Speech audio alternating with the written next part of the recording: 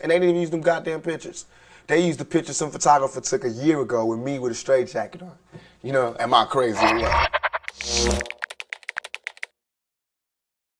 I was having concerts, they were sold out, white boys, Mexicans, blacks, and they would do whatever I said. I could tell all those people in the audience to turn around in a circle, and they would do it.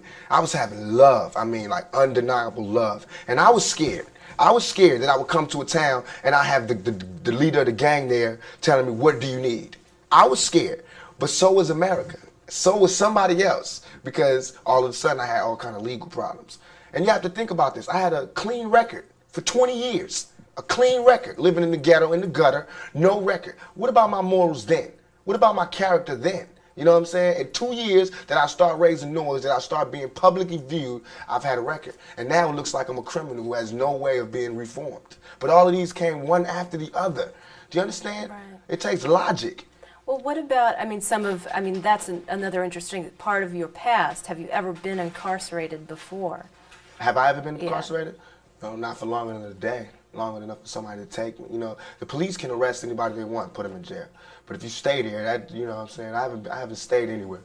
I've been arrested a lot, put in the cell, and they come and get me when I call my lawyer. You know what I'm saying? But I'm an innocent type of guy. Well, I wanted to bring up, obviously tomorrow is a big day. You're being Yeah. sentenced tomorrow. Yeah. And, we're sitting here in 24 hours, you'll know what the situation's going to be. Are you thinking about the prospect of going to jail? First I was like, I'm not going to jail. I was like, if they try to come get me for something I didn't do, I'm gonna open fire. You know what I'm saying? But I can't do that because it's not just me anymore. You know what I'm saying? That's what they expect. If I have to, if God sees it fit for me to spend time in a cell, if he wants my brain to be inside of a cage, if he's brought me so far from hell to put me here, and now he wants me to go to jail, I'll go. You know what I'm saying? If that's where I'm meant to be. But I don't think so. I don't think so. You know what I'm saying? I don't really believe in my heart that I belong in jail. I don't believe I did anything to warrant me going to jail. Okay. What do you think, if you do go to jail, is to be expected because you are a known personality? I'm going to ask to be put in solitary confinement, and I'm going to do push-ups and read books and come out weed-free, smoke-free, and with a degree or some shit. You know what I'm saying? I won't let it stop me, you know what I'm saying? But I'm not going to jail to just parlay. If I went to jail, best believe it's not like I'm gonna have a problem in jail. I got love there, you know what I'm saying? I got love from thugs and the street dudes. And I can go to jail and probably organize a riot, you know what I'm saying? But that's not what I wanna do. If I have to go to jail, I don't even wanna be living.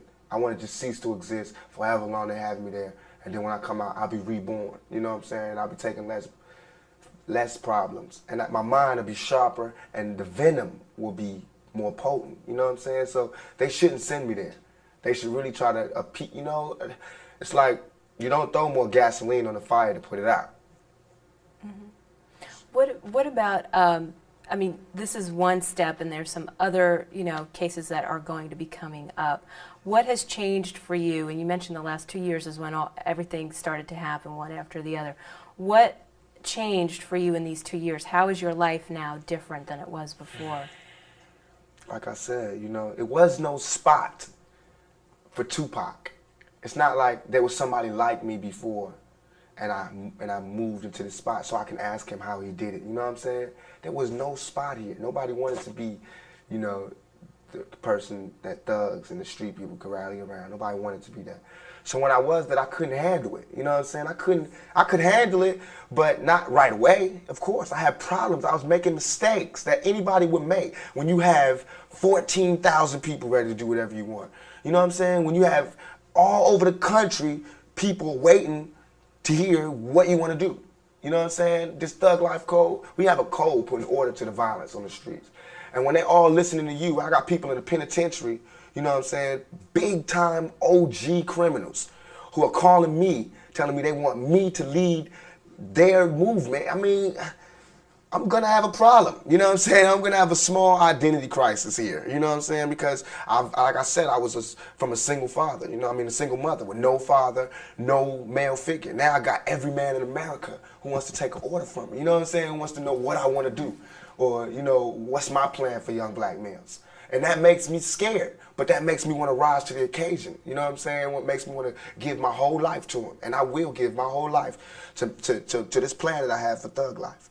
Now, when you said a code, I don't know exactly what do you mean by a code? I organized the OGs in the East Coast and the West Coast and the penitentiaries to come up with a set of codes of ethics for criminals. You know, like we're going to be against drive-bys, kidnappings, attacks on people that are not involved with the street gang, with the drug trade or the illegal business at all. You know, all that kidnapping and shooting drive-bys out the car, we against that. And people who perpetrate that, they have to deal with the consequences when they go to jail, because that's who's going to enforce this code and the thug life that's on the street. It's like we cleaning up the dirt. I can't change what the dirt that's here, but I can put all this dirt in one corner. You know what I'm saying? Somehow have some order here.